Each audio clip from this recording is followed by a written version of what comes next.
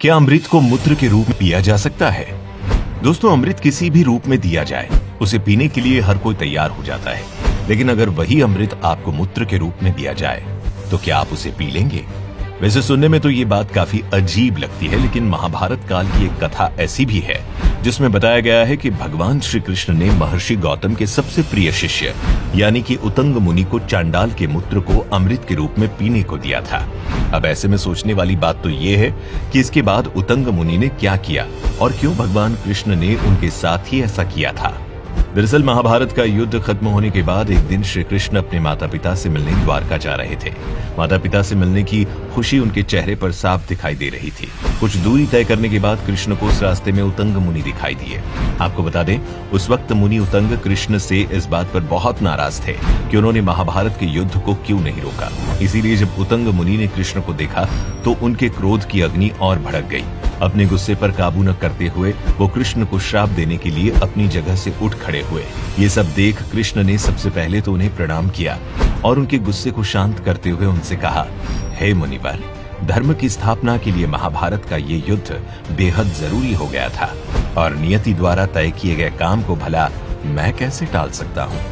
अपनी पूरी बात उतंग मुनि को समझाते हुए कृष्ण ने उन्हें आध्यात्मिकता का उपदेश दिया, जिसको मुनिवर ऋषि उतंग का सारा गुस्सा शांत हो गया और उन्होंने कृष्ण से कहा, प्रभु, अगर मैं आपकी कृपा का जरा सा भी पात्र हूँ तो मैं चाहता हूँ कि आप मुझे अपने विराट रूप का दर्शन दें, जिसके दर्शन करके मेरा जीवन भी धन्य हो जाए। उतंग मुनि की ये प्रार्थना सुनकर कृष्ण अपने विराट रूप में आ गए।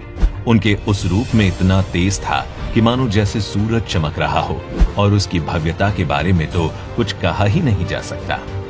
उतंग मुनि को दर्शन देने के बाद कृष्ण अपने रूप में वापस आ गए और उन्होंने उनसे कहा कि मुनिवर, अब आप हमसे कोई वरदान मांगे। इस पर उतंग मुनि ने उनसे कहा कि प्रभु, आपके इस भव्य रूप के दर्शन करने के बाद मेरे मन में और किसी भी तरह की कोई इच्छा नहीं रह गई है। इसके बाद कृष्ण मुनि उतंग को वर मांगने के लिए बार बार समझाते रहे। भगवान श्री कृष्ण के कई बार कहने पर उन्होंने उनसे कहा, प्रभु, मैं इस मरुभूमि में रहता हूँ, यहाँ जल की कमी रहती है।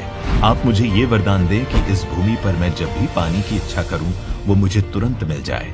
इसके बाद कृष्ण ने उनसे कहा कि मुनिवर, आपको जल की जब भी जरूरत पड़े आप तब हमें याद कर लीजिएगा। इतना कहकर कृष्ण वहां से चले गए। इसके बाद एक दिन मुनि उतंग कहीं जा रहे थे। बहुत देर से पैदल चलने की वजह से उन्हें बहुत तेज प्यास लगी और वो अपने आसपास पानी की तलाश करने लगे। तलाश करते करते जब वो थक गए तो एक जगह पर आकर बैठ गए। तभी उन्हें नारायण का दिया वो वरदान याद आ गया और उन्होंने बिना समय गवाए तुरंत ही भगवान का स्मरण करना शुरू किया। कुछ देर बाद उन्हें एक चांडाल मूत्र करते हुए दिखाई दिया। उसका पूरा शरीर कीचड़ से लथपथ था और उसके आसपास कुत्ते घूम रहे थे। जब चांडाल ने मुनि उतंग को प्यासा देखा तो जोर जोर से हंसते हुए उनसे कहा, हे उतंग, लगता है तुम बहुत प्यासे हो। वैसे अगर तुम चाहो तो मेरा ये मूत्र पीकर अपनी प्यास बुझा सकते हो। चांडाल की ये बात सुनकर मुनि उतंग गुस्से से आग बबूला हो गए। उन्होंने न सिर्फ उस चांडाल को बल्कि प्रभु कृष्ण को भी उल्टा सीधा कहना शुरू कर दिया। इतना सब सुनकर वो चांडाल वहां से चला गया।